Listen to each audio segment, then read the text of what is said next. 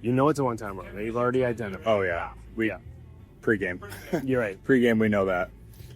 The decision to, you talk about if he puts it elbow short side high, the decision to slide outside your post as opposed to into your post on a play like this, what factors go into that? Because I think if you had slid into your post and he goes short side, the impact with your post prevents you from getting there. Whereas you slide outside your post, that decision process, what goes into that? Just where he is on the ice. I mean, face-off dot, to me, that's outside the post all day, every day.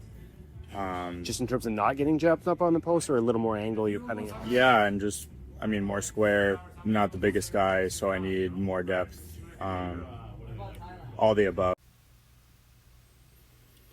As we get ready for the World Junior Tournament, let's take a look at Herman Live, or Live, I think it's Live, undrafted free agent goaltender trying out for Team Sweden. I'm assuming, since this game is in North America and the tournament starts in a week as of this taping, that this guy's on the team. We're going to talk hands here, all right? Another common flaw that a goaltender has is they allow their entry to their post to be determined by the line of entry that they access it.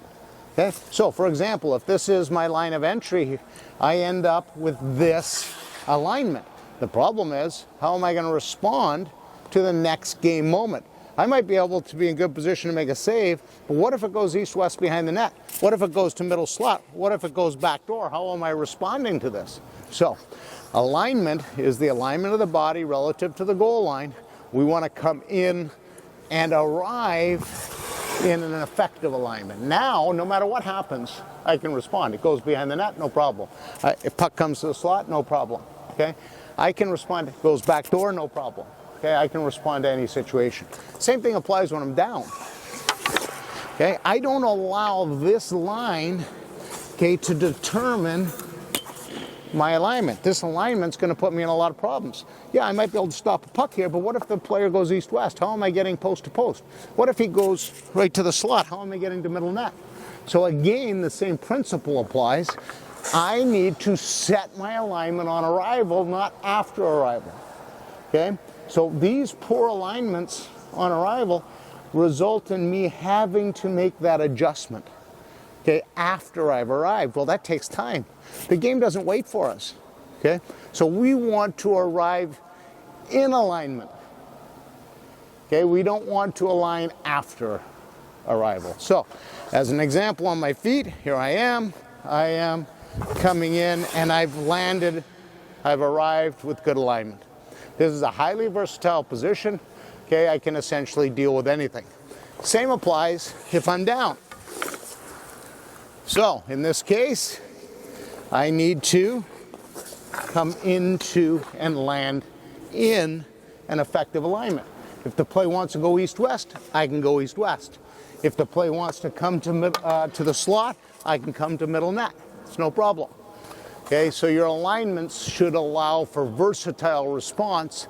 Okay, no matter what the game delivers, I'm in a position to respond. If I'm in a critical save situation, I don't care about alignment. I'm just making saves. If I'm in more of an organizing mode or recovery mode, okay, I'm trying to set myself for the next moment. That's not a save situation. That is a actually, in this case, the recovery or organizing is nothing other than preparation for the next moment. Right. And that's what we're referring to there. So a puck into the corner. Right. If I make a save here, and there's a short rebound right there and this player's shooting, I might just come in here and make this save, because that's all that matters in this moment. I think, like, for me, I feel like the first thing I see is this could actually be, like, I think ideally I'd, like to be a little higher in the crease there. Like, just, it's tough because, when there's numbers back, I think the initial depth isn't going to be as high. What are you looking at when you look at this? Like, what are you looking for as it crosses the blue line? What information have you already gathered? Well, I think you're seeing, like, okay, even numbers. So, I don't think, for me, I'm going to be a little shallower when there's even numbers like that. Just because I think when the numbers are even, I think there's a lot of the players are going to go laterally. So I think being a little shallower increase helps on those plays. But I think, which I didn't do a good job with this, but I think, like, seeing this open ice here, and seeing that this play, like, you know, could be a breakaway, I think it's important there, like when this push happens, either almost take some space forward or just like maintain the depth. Like I feel like I kind of went, you know, back a little bit, like the feet are set and the body's, you know, in a good position over the puck, I think, but I think just a lot deeper than I'd like to be.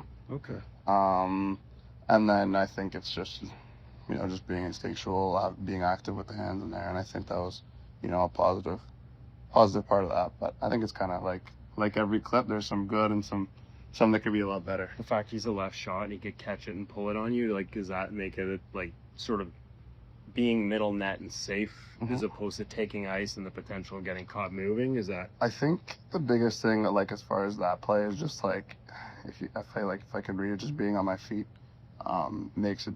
You know, I think if I feel like if I'm on my feet and he cuts back, I feel like I'm in a good position. Anyways, I feel like if I slide, it's really tough on the cutback. So I think the depth is important for that, but I think the biggest part of that play is just being on my feet if I can. You know, where the edges are under control. Like I feel like from there now I feel like I'm in a position that if he takes it, you know, further to the backhand, You're right there. he can move. So Yeah. I think just being on my feet is really important on that. As much as you want to take ice and come back was a little bit like you put yourself in a safe. You gave yourself a chance. You didn't take yourself out of this. I think some of these, the way the game's so dynamic, that might be an important part of. Yeah, absolutely. That's what I hear a lot. Of Yeah. this, so. Yeah, so here, 2-on-1. Basically, the read on a 2-on-1 is obviously shot or pass, and there are some clues Okay. that you can look for. I've got a replay there too if you want to go to. Yeah. So here, I mean, by the positioning of our D there, it's gonna be really hard for him to make a pass. Donner's got a great cap there, great angle. So you definitely can't pass it above him. Passing it through him, probably not. And even like to pass it below him, it would be a very difficult play from Like that to angle. lead him, you mean? Yeah, like to meet him to lead him to that far post. Just the position of Dunner there is pretty ideal. Okay. So you know that pass, he's going to have to force it, so he's probably going to shoot it. So I tried to take a little bit more ice here. If the pass was more open, I would probably be a lot deeper than that. Okay. Just because if that guy was open, that's too far out to get to that far post for it to happen like that.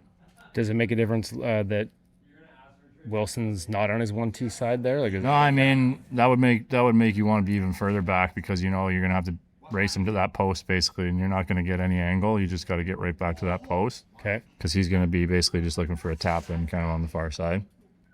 So this one, Dunner played it so well, I felt like I could just try to jam up the shooter a little bit, get in his face a little bit more. Okay. Takes a weird bounce. Yeah, it goes off my skate, I think, off like the toe of my skate, goes up in the air, and then kind of get my foot clipped, and then from here it's just chaos, battle. I go backwards, try to get something over there. Dunner's helping me out. Yeah, here's the replay. So yeah, in a perfect world, like Dunner's playing that pretty ideally, where I can just stand up and take the shot. That's the biggest read on a 2-on-1 is where your D-man is and what's the available pass, and if not, you just try to jam up the shooter, take away his time and space, make it difficult on him. That's great. And then after that, you got to battle sometimes. Yeah, I love that. That's great. yeah. Because I think we always think about shooters and passers and things like that, but it really is trusting and integrating with your D that is part of your reads. Yeah, a lot of times, like, the read is where your guys are just as much as it is where their guys are, right? Because where your guys are depends on whether the play's open, whether they're going to have to force it. And like I said, in today's NHL, guys don't like to shoot if there's an open pass. They will make the pass the majority of the time.